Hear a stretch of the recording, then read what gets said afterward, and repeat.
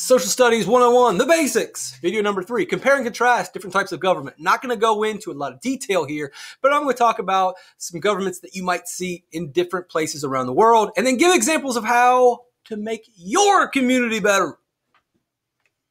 Compare and contrast different types of government. Number 1, monarchy. Really don't have any monarchies left today. There still are some monarchies, but they're not like the original monarchies. And what is a monarchy? It's where you have a king or a queen that makes all the rules. Not the people, not the government, not the elected officials.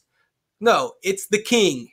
The king was born the king. He grows up. When his dad dies, he becomes the king. He makes the rules. He decides what the taxes are. He decides what your rights are. He decides when and where we go to war. The king makes all the decisions. You don't really have that today. If you do have a king, a lot of times there's a king and also an elected government that work together, or the king just has some title. They don't really make any decisions. They're kind of just like a mascot for the country, like the king you see there.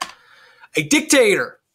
This is more modern. Whereas we don't really have a king anymore that makes all the decisions and can be abusive, we do have nations around the world today and in recent times that have had dictators. And it's very much like a king in that they make all the rules, they decide who lives, who dies, when we go to war, what the rules and rights are going to be. They're often very abusive, and they make decisions often that support the country or the goals of the country determined by the dictator, and do not make rules that favor individuals, that protect your rights. It's often about protecting the country and the goals of the country over you, the little individual. You don't matter, but the country does matter. The strength. That's what we get with a dictator.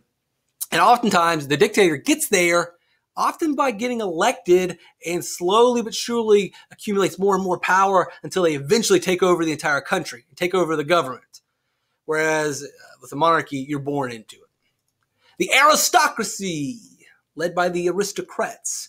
And an aristocracy, kind of like an oligarchy, is often where the rules of the government and the rights are determined by the elite, the rich, the wealthy. Some people would argue that we as America are not technically a democracy. And if you peel back the layers and you look underneath, you may reveal that, hey, it's the aristocrats that are actually making the decisions. It's the corporations. It's the big business. It's the rich that are actually passing the laws and serving people. And a lot of people believe that. That would be an aristocracy where it's not the people making the decisions. It's not the poor. It's not the middle class. It's not the black, the white, the Hispanic. It's not the regular everyday people. It's actually the elites.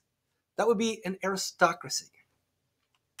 And then democracy, which is technically on paper what we have in this country, where we, the people, make the rules. We vote. We make the decisions. And technically that's true. And that really is. But some people say, well, that's not really what's happening. So those are technically your different types of government. One guy making all the decisions, one guy making all the decisions, the elite making all the decisions, and often making the decisions that helps them and not the people. And then you have a democracy where the people make decisions to serve the people. That's what we technically have on paper. And for the most part, if you were trying to argue, your best argument would be that America is closest to a democracy. We're clearly not a dictatorship. We are not a monarchy. And you could argue that we are an aristocracy and that the corporations in this country and our political leaders have separated from the regular people. But we still all get to vote on every issue. And if we vote, we can make decisions to replace a lot of these people and guide the country in the direction that we choose. So democracy works because we vote. We vote, we elect people. And if we don't like them, like the argument, oh, it's really an aristocracy, it's really the rich making all the decisions. Well, vote for someone else. Vote for someone new. Vote for someone that will limit the power of a corporation. And if you hate the corporation, you hate McDonald's, and McDonald's is making all the decisions, or Google runs the country and they're taking away our rights, well, then vote for someone who's going to limit the power of Google. It's that simple. In theory. Here's the problem, though. If you don't vote, then you don't make the rules. And that often is the problem. We're not all voting. The people aren't voting enough. And so if you don't vote, you don't make the rules. If you do vote, you do make the rules. Let's look at this a little more detail. So again, if you don't vote, and a lot of people don't vote, then you don't get to make the rules. And you may end up with the corporations having power, the Googles having the power, or a specific type of people having all the power. If you don't vote, it doesn't happen. But someone is going to vote. That's what we have. So if you don't vote, well, too bad. You didn't get to say anything. But somebody's going to vote.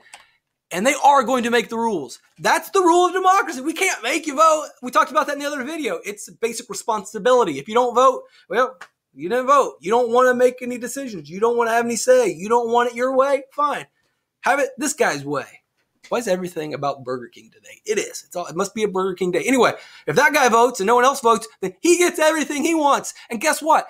When he makes decisions, the green man's not going to make decisions for blue man. The green man's not going to make decisions for the orange man. The green man's going to make rules and laws that help the green man. Think about it. You would do the same thing. Imagine no one else decides to vote, but you do. Are you going to use your power to serve all the people that decided not to vote, or are you going to use your power to serve yourself? We know what you're going to do. All right, so let's look at some real history here, folks. Not making this stuff up. Like, oh, well, that's not really what happens. Yes, it's really what happens. Yang gang.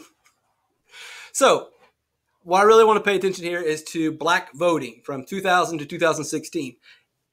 You're going to notice there's two key points here. From 2004 to 2008, there's a huge increase in black voting, and it maintains in 2012. And then there's a major drop-off in black voting in America.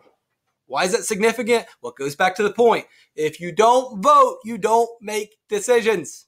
In a democracy, we need you to vote to make decisions. If you don't vote, then you're letting other people make the decision. So, 2000, black voting, the percentage is low. George Bush. 2004, black voting compared to white voting, the percentage is low.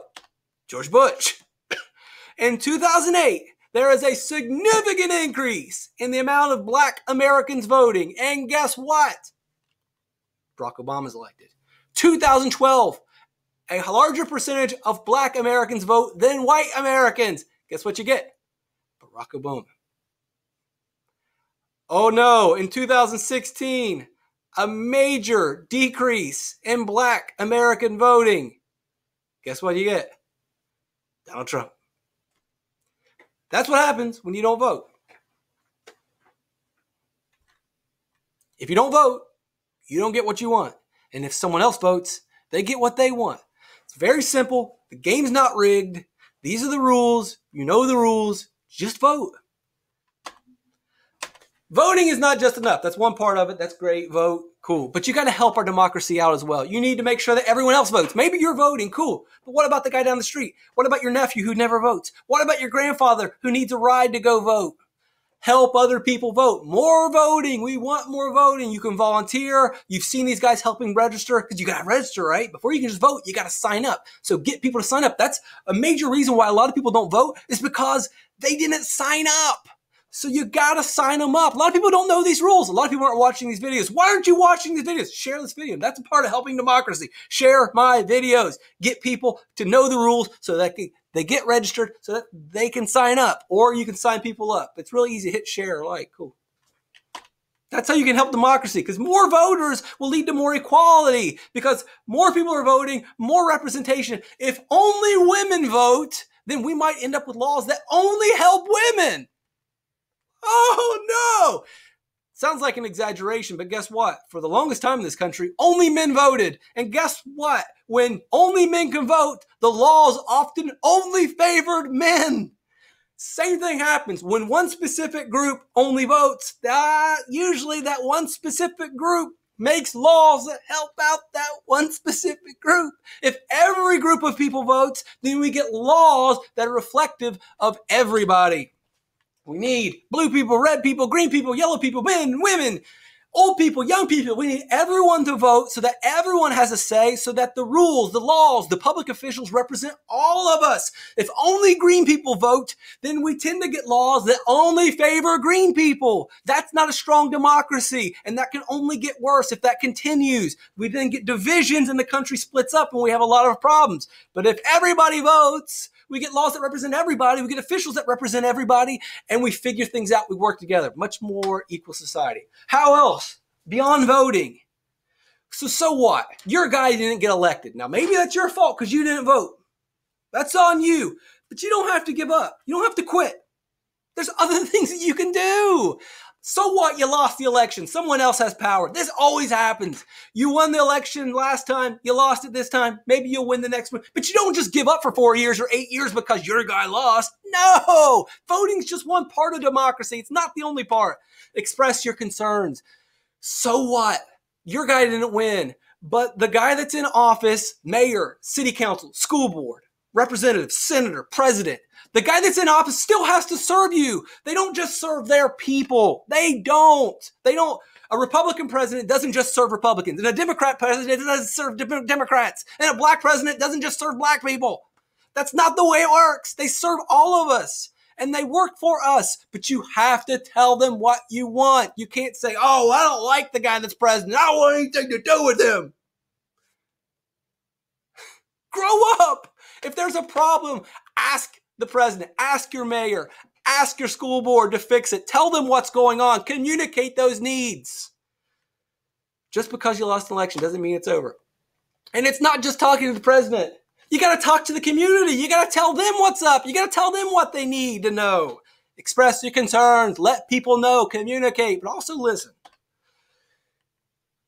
Oh, you want the community to be better? So democracy. This is a democracy. This is a society where it's equal and there's voting and we talk to our officials. But if we want equality, we want a better society, then go out and do something. Don't expect the government to do everything for you. The basketball court's cracked. Who's going to fix it? You're going to fix it. If you have a problem, fix it. The government can't do everything. The government's job is to protect our rights. We don't want them to do everything. We want them to focus on the one thing that they're supposed to do. If they have to do other stuff, then they can't protect our rights, our life, our liberty, our property. We want them to do that. The other stuff, that's probably on you. Stop expecting the government to swoop in like Superman and fix everything for you. You go and do it. Nursing homes, why don't you go volunteer? Make the community a better place. Big brothers, big sisters. There's a lot of people that don't have a father or don't have a big brother or are in a home where there's not someone to be a mentor. You can volunteer. You can do that. The government doesn't have to swoop in and save and help everybody out if you just go out and help other people. You want to make things better. If you want things to be better, then do it. If you want life to be better, then get up and make it better. Stop expecting someone else to make life better. Go do it. Food bank. You may not have any money. You may not even have any food in your cupboard, but you can go down to the food bank and you can clean tables. You can help them move boxes. You can walk around. You can do little things that help make it better instead of saying, well, the government needs to go fix the food bank. Go do what you can do. Help out. Get involved. Volunteer.